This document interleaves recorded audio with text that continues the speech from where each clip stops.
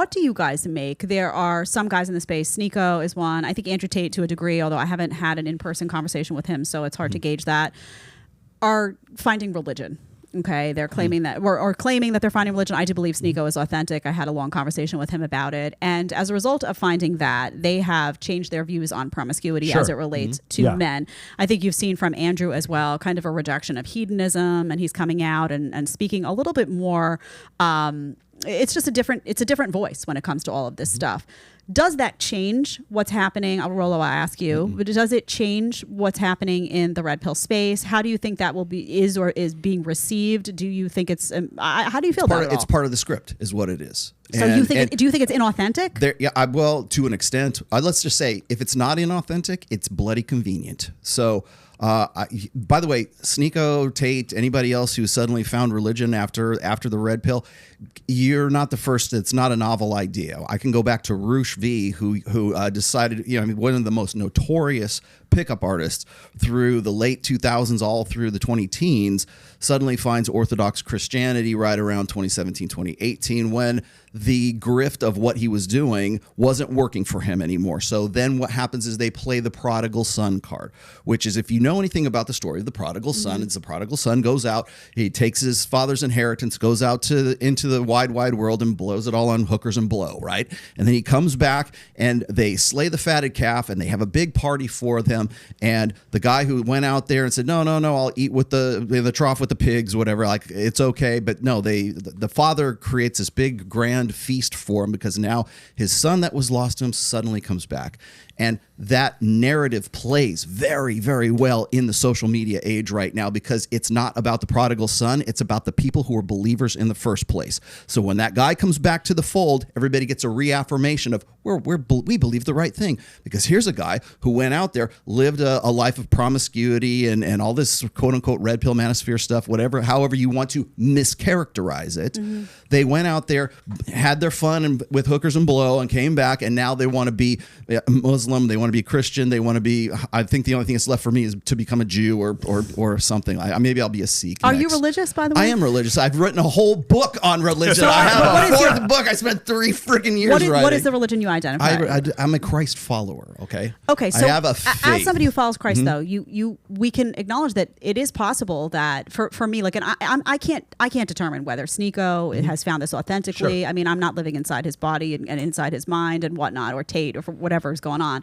But it is possible that they went down that path and saw a darkness in there. And when you find religion, part of that is an awakening, right? You get awakened to a better way. So it is possible to me that, I understand what you're saying about it being convenient in terms of marketing and whatnot. You can't question that. Like, if I say, is that for real or not? Just me saying, is that for real or is that not?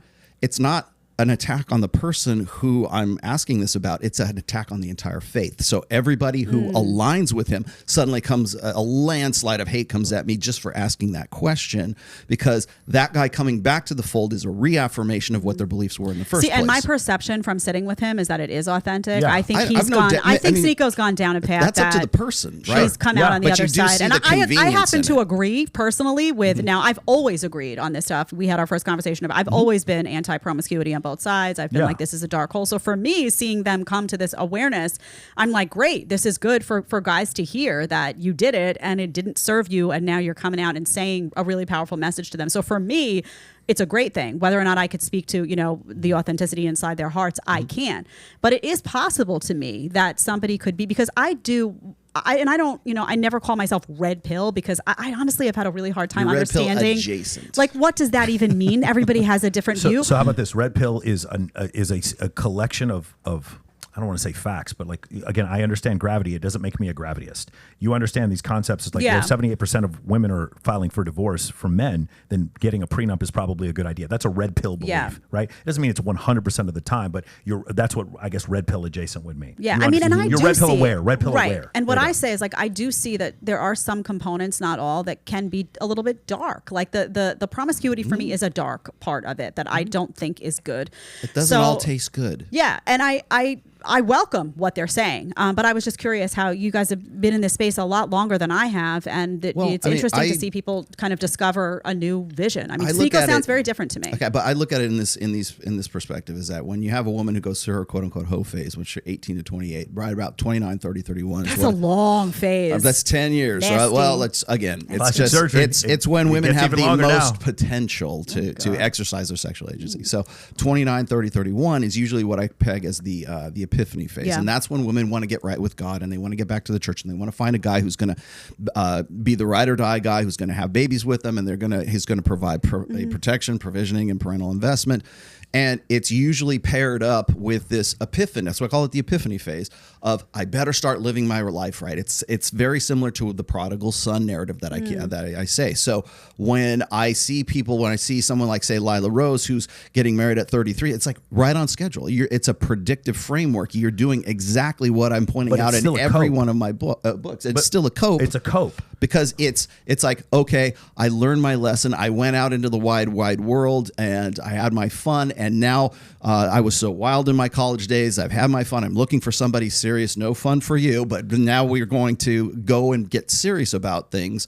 Well, where was that when you were 23 at the top of your game? I mean, I don't know what she was doing. I don't know how much you know about that. No, I mean, just women in general. But the epiphany isn't, I should have got married at 23. The epiphany isn't, I shouldn't run through all those dudes when I was in college. The epiphany isn't, I should have made better decisions when I was younger. The epiphany is, I need to get right with God now. And then why aren't these men stepping up to deal with the decisions I made, like the Sheryl like Sandberg lining up quote. because I've realigned myself. I've made this realization, and I should not be held accountable. I should not be held accountable for anything I did in the past. Mia Khalifa, I should not be held anything I did in the past. And so because of that, because you're holding me accountable, you are a misogynist. Why are you not stepping up? Why are you not accepting me for this truth that I am right now? And the thing is, I don't hate you, Mia Khalifa. I just found a 21-year-old girl that I'm dating.